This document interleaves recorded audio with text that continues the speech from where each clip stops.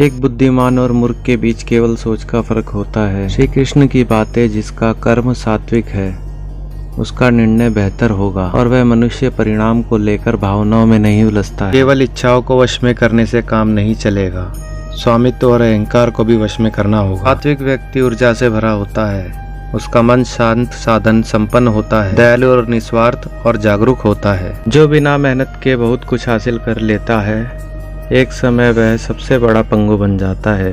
मनुष्य भाग्य को अपना हाथ में ले सकता है, वह अपने कर्म के प्रति जिम्मेदार है। अगर किसी तरह वह अपने कर्मों का नियंत्रण करना सीख जाए तो भाग्य उसके नियंत्रण में आ सकता है। कृष्ण की छवि अनिवार्य रूप से सभी मानव जाति में पाई जाती है। कृष्ण सभी के पास संपूर्ण रूप से स्थित है, क्योंकि कृष्ण की छवि ही पूरे मानव जगत का स्रोत है। सुख 3 प्रकार के होते हैं: निरंतर प्रयास से मिलने वाला सुख, इंद्रियों से मिलने वाला सुख, तामसिक सुख। स्वयं के भीतर का युद्ध है, जहाँ आत्म निपुणता के लिए संघर्ष किया जाता है। मृत्यु के समय जो मन में रहता है उसी से मृत्यु का स्थान तय होता है। जो मृत्यु के समय कृष्ण का स्मरण करते हैं वे निश्चित ही कृष्ण के पास जाते हैं, इस पर कोई संदेह नहीं करे। मनुष्य को निडर, शुद्ध और आध्यात्मिक बनना चाहिए।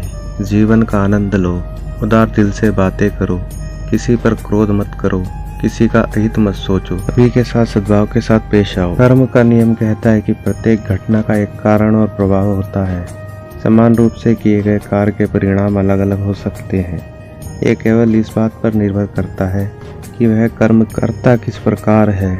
जब मन लगातार दौड़ता रहता है और इंद्रियां भटकती रहती है तो ज्ञान हवा की तरह दूर भाग जाता है और एक जहाज की तरह उड़ जाता है। तुम्हारी अधूरी इच्छाएं तुम्हारी खुशी को मार देती है, इसीलिए इच्छाओं की कमी एक खुशी की कुंजी है। सबसे बड़ा हत्यारा समय है, समय सब कुछ मार देता है। शांत मन, नर्मता, संयम, पवित्रता मन के अनुशासन है। मन चंचलता से भटकता रहता है, यह तुम्हारी एक नहीं सुनेगा। हर बार जब मन गलत व्यवहार करता है तो मन को अपनी बुद्धि से मध्य स्थिति में लेकर आओ। वह काम जिसकी शुरुआत किसी अच्छे उद्देश्य के लिए की गई हो, उसका अंत कभी बुरा नहीं होता। इंद्रियां शरीर से ऊंची है, मन इंद्रियों से ऊंचा है। बुद्धि मन से भी ऊपर है और बुद्धि के ऊपर है आत्मा, जो कि सर्वोच्च है। जो मनुष्य आत्मा को जान लेता है वह सब कुछ जान लेता है। इस प्रकार आग एक लकड़ी को जलाकर राख कर देती है, उसी प्रकार आत्मज्ञान आपके अंदर चलने वाले सभी द्वैत कार्यों को भस्म कर आपको आंतरिक शांति प्रदान करता है। जो मनुष्य शुद्ध हृदय से भक्ति अर्पित करता है मैं उसको खुशी खुशी स्वीकार कर लेता हूँ। जो व्यक्ति नफरत के बदले प्यार लौटाता है वह सबसे बड़ा बहादुर और साहसी है। एक ही समय में मन में 2 विचारों को लेकर चलने वालों के लिए कोई सुख का मार्ग नहीं है।